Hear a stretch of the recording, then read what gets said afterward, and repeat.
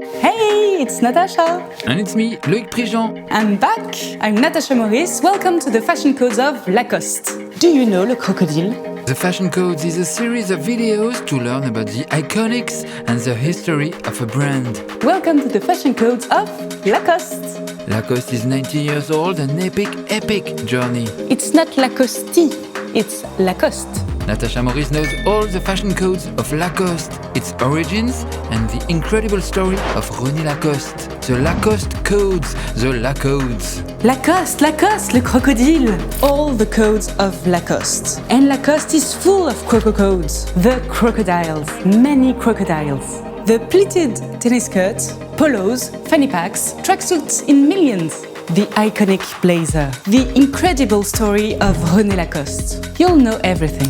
Hello, I'm Loïc Prigent with Natasha Maurice. Subscribe to my channel to learn everything about fashion. You can watch all my other videos and don't forget to comment on your favorite Lacoste code. I know you don't speak French, but by the end of this video, you'll speak Lacoste. Cette vidéo est en anglais, mais ne vous inquiétez pas, les sous-titres sont disponibles. Il faut juste cliquer dessus pour les activer. Welcome to the Fashion Codes of Lacoste. The Lacoste polo. You know it, you own it, but do you know the story? What's the story of the Lacoste polo? Who was the first to make a polo shirt? Let's go back to when René Lacoste was playing tennis, the 1920s. Male players have to wear a shirt with long sleeves, formal pants and canvas shoes. I know, the 1920s. Local. And everything in white. Why? Because London was the capital of rain and menswear fashion. And tennis is an English sport. So Brits made the rules. Now, imagine running up and down a tennis court in the summer, trying to catch a ball flying in a non-elastical shirt with long sleeves. Great. Sweat. Ah bah non, René has to roll up his sleeves all the time, which can get a bit frustrating. Really not practical when you're trying to catch a flying ball. So he goes to London, to his friend Lord Cholmondeley's tailor. He tells him he wants something practical to play tennis. And he has seen that polo players wear some sort of jersey on the field. It had no collar, short sleeves, and was made of quilted cotton. He's so envious of them. Oh my god, cotton, short sleeves, paradise, way less sweating. So René Lacoste orders a jersey with cut sleeves. I repeat because this is fashion history. René Lacoste orders a jersey with cut sleeves. Now, me, you can't imagine. It's like traveling without horses. It's like the miniskirt, but for guys. Now you get it. But you know, at the time, it's very punk to show your arms for a gentleman. Because who were the men wearing short sleeves? Well, workmen, farmers and machinists, not members of the haute société. But René is smart. He adds a collar to his jersey to keep a classical and gentleman look. He also decides to make his top in cotton jersey, in piqué, the iconic garment of the polo today. More elastic. Movement, mobility, nobility.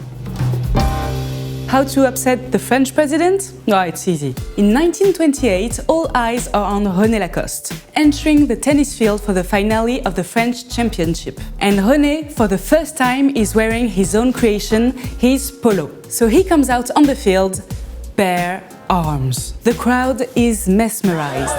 It's René! Look at René! Oh my god, movement! It's so noble. And what happens? Ah bah, the president of the French Federation of Tennis is not happy, at all. He's furious. At the time, cotton jersey was used to make men's underwear. And you would never wear only one layer. It was a shirt above a t-shirt. So coming out on the field with this was like coming out naked, basically. Naked. Tout nu, René. Oh my god. Elbows? What is this, a petrol? You dirty René. I know fashion is drama. What? He wore jersey? Oh bah n'importe quoi! Are you crazy? What's next? White socks? Jogging all day? Streetwear? And this, ladies and gentlemen, was the beginning of sportswear. De rien. Le crocodile. A crocodile. Why a crocodile? The crocodile. Story time. In 1923, René Lacoste is traveling the world as a tennis player. He goes to Boston to play a match. Before the big day, he's strolling the streets of Boston when he spots an expensive crocodile skin suitcase in a shop window. His coach promises to buy it for him if he wins the tennis match. Bon, too bad, René loses the match. But the American press heard about the suitcase story, and because of René's tenacity on the court, he is nicknamed the alligator in the newspaper, because he would never let go of his adversaries during a match. It quickly translated into the crocodile in Europe. René was so famous, there were caricatures of him in the newspaper all the time. And his smile was as famous as Julia Roberts now. In 1926, René Lacoste comes back to France and, well, he quite likes his new nickname. So he asks his friend, the designer Robert George, to draw him a crocodile. And he decides to put it on his blazer. In the beginning, it's only for his own use. It's like a little coquetry. But it's not just a blazer for the city. It's a very public blazer. Mind you, in the very uptight 1920s, the tennis league rules specified you had to wear a blazer to enter a court. Not a court of justice, a tennis court. Tennis is a gentleman's sport, so you have to suit up to play. And no one would have dared to scream a "Ah!" during a tennis match. No? This is tennis? We are crocodiles, not buffaloes. You would whisper, s'il vous plaît, gros bisous. C'est un honneur de vous envoyer cette balle. The Lacoste crocodile is one of the most iconic logos in the world, next to the bee of Napoleon and the lion of the MGM, and the crocodile of Lacoste. Quickly, everyone wants the same polo shirt René Lacoste is wearing, and many factories start making them. A friend of René Lacoste tells him that it's not really fair that people are making money off his own idea. Pas bête le pote. So René Lacoste decides to create his own company in 1933. Fun fact, Lacoste was named La Chemise Lacoste until 2000, and I was called La Fille Natasha until 2000. Natasha is just shorter. René Lacoste, always ahead of everyone, decides to put his icon on polos. And it is the crocodile. It was the very first time ever that a brand put its emblem super visible on clothes. Like it's a university, a sports club. Genius! Because then every snob in town wants the original polo, the one created by the renowned crocodile Lacoste. And once it's bought by the snobs, it's wanted by everyone. For example, me. If the snobs don't want it, I don't want it either. And I'm not a snob, huh? I'm French. Is Lacoste a French noun? Is it a verb? To Lacoste? Actually, it's a town in the south of France. But in our case, it's a person, René Lacoste, the founder of Lacoste. But who is he? René Lacoste is the DNA of Lacoste. He was born in 1904 in a quiet French bourgeois family. He got his first tennis racket at the age of 14, and at 23 he's a worldwide celebrity.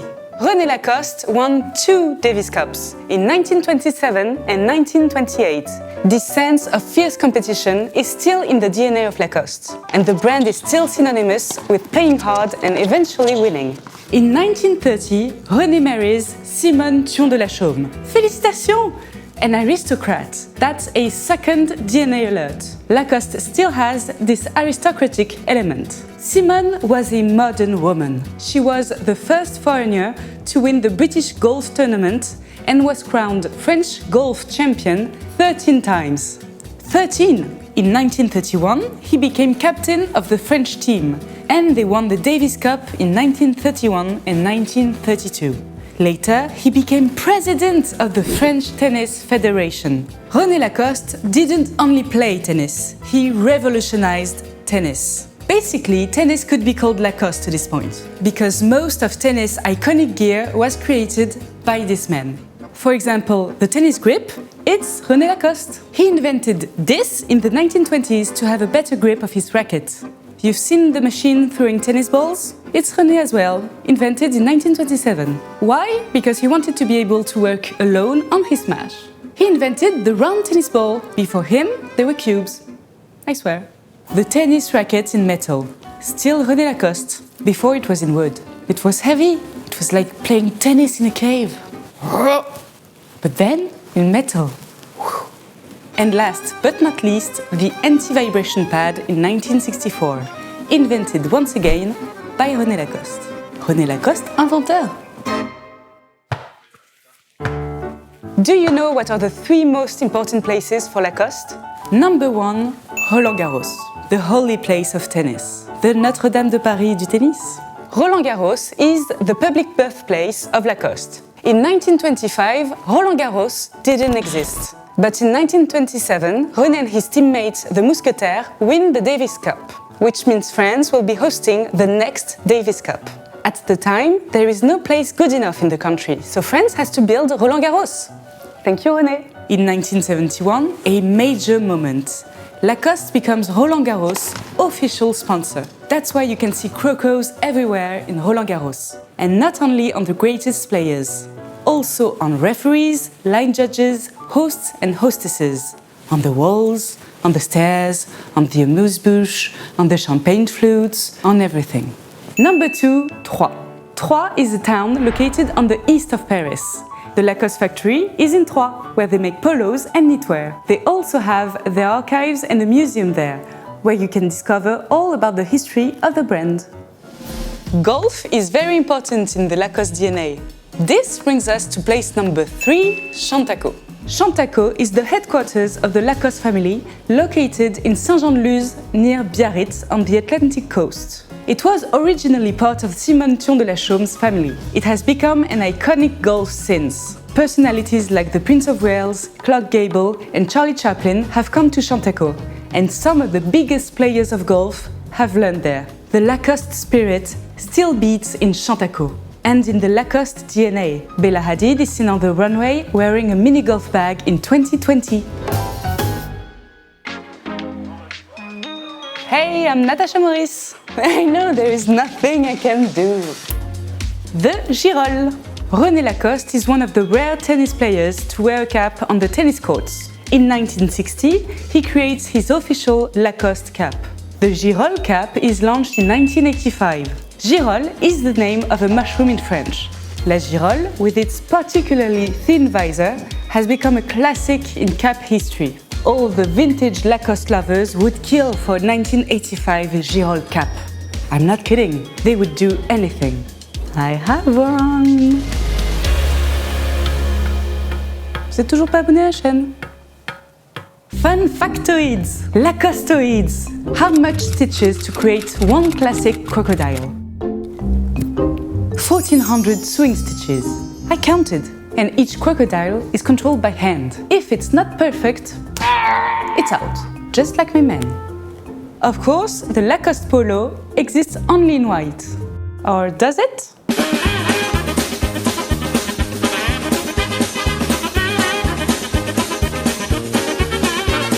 It's a Lacoste rainbow. My grandmother had all the colors. Today, the polo has many variations. One of them being the polo dress. It was created in the late 60s. Wear it, and you're Charlotte from Sex and the City when she was a MacDougall. Remember The Garden? The Gardener? I had the DVD. I am that old. In the 1980s, the polo collar is worn up. Yes, you think it's corny, but back then it was the sexiest thing you could do. Lacoste collar upwards and you French kiss in the club drinking Malibu. Always worked. René Lacoste dies in 1996, and after him, Lacoste needs artistic directors. The brand dares to enter the fashion show category.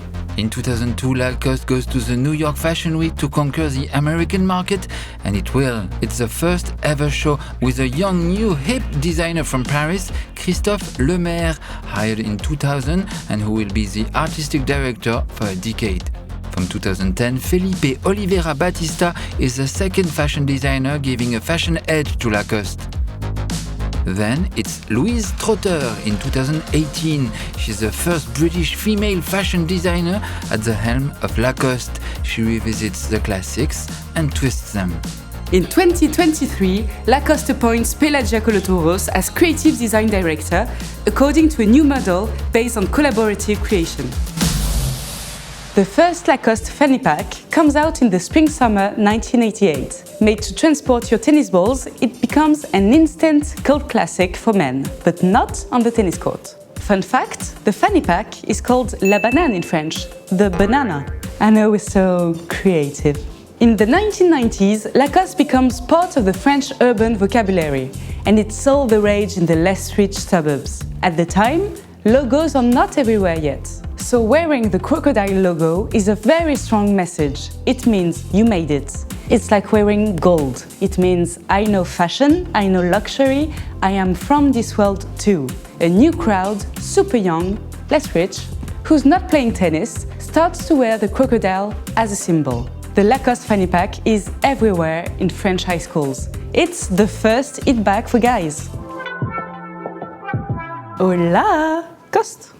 Lacoste has a clear collaboration model. Here are some of the best Lacoste collabs. Save Our Species with UICN in 2019. Lacoste and Golf Le Fleur in 2019 with Tyler the Creator, sold out in a few minutes. Lacoste and Bleu Mode, yes, a photographer who's a hardcore Lacoste fan. Lucky me, I am wearing a collaboration with the embroidery ateliers of Le Sage. Pièce unique. Lacoste and Awake in 2022. Lacoste and Thrasher in September 2022. The Croc is on fire. You may see a tracksuit, but actually it's a tuxedo. This is one of the 3 collabs with Supreme. Lacoste and Goop, Gwyneth Paltrow giving it a Royal Tenenbaum edge. This is with Le Marié. This one you recognize. This is Junya Watanabe. This is Chinatown Market, a brand from LA. Lacoste and Comme des Garçons, comme des crocodiles. If a product exists in the world, there is a Lacoste version of it. The fashion codes of Lacoste. Do you know who the first ever French tennis champion is? Well, first of all, it's a woman. Her name was Suzanne Lenglen. Her surname was La Divine, like me. And she was a friend of René Lacoste. She wore makeup and diamonds on the tennis field. Sweaty is not an excuse not to be perfect, darling. René Lacoste got inspired by the pleats of Suzanne's dress to make a short, pleated skirt. Suzanne Lenglen was the first woman to show her ankles in public. Today, the pleated skirt has become a classic for female tennis players. It bounces, it swirls, but it always comes back perfect. Regardez! The first Lacoste tracksuit comes out in 1971. It's a revolution. It's a Revo-Lacoste-lution. In the 80s in France, tennis is the equivalent of soccer. The ratings on TV are sky high, so tennis players become known everywhere. Then in the 90s, b-boying makes its entrance in France. B-boying is like breakdancing. When you do b-boying, you wear sportswear, of course. Something you can move and dance with. Quickly, the Lacoste tracksuit is worn in French rap videos. Arsenic, with a K, is the first ever French rap group to wear a Lacoste tracksuit. Full Lacoste look, from the cap to the tracksuit to the socks and even underwear. Remember the cover of the album Quelques gouttes suffisent? Pour les rappeurs français, c'est une façon d'être différent des rappeurs américains.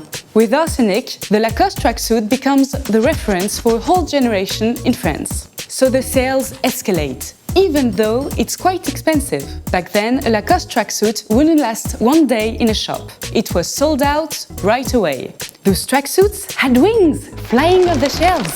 And today, it's still part of the rap vocabulary. Lacoste, bébé! In his 2020 collab with Lacoste, the photographer Julien Boudet decided to reissue the famous original cult Arsenic tracksuit, the GOAT.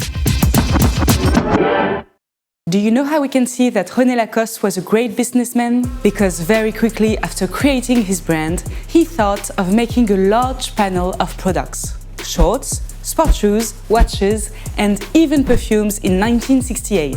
When a brand launches perfumes, you know it's getting real.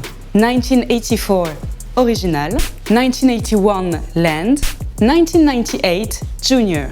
The first perfume for women is launched in 1999, Lacoste for women. 2011, Eau de Lacoste, with a bottle inspired by the polo shirt and its bold colors.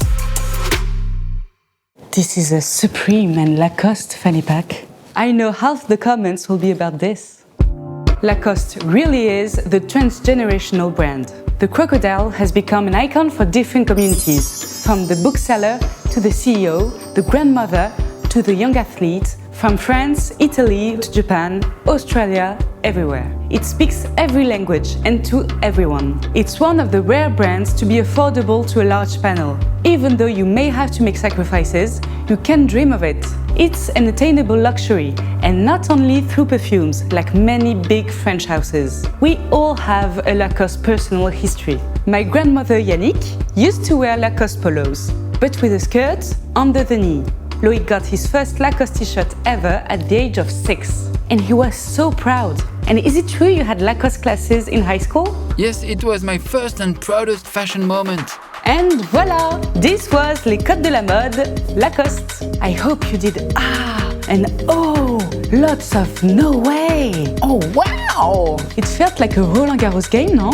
Hit the notification bell and watch all the other Fashion Codes videos. There is Vuitton, there is Dior, there is Celine, there is Courrèges, there is Balmain, there is Jean-Paul Gaultier, and it's super fun. Subscribe to the channel and you'll never miss a Roland Garros tournament again. Of course, comment on your favorite Lacoste polo color. See you soon, bisous!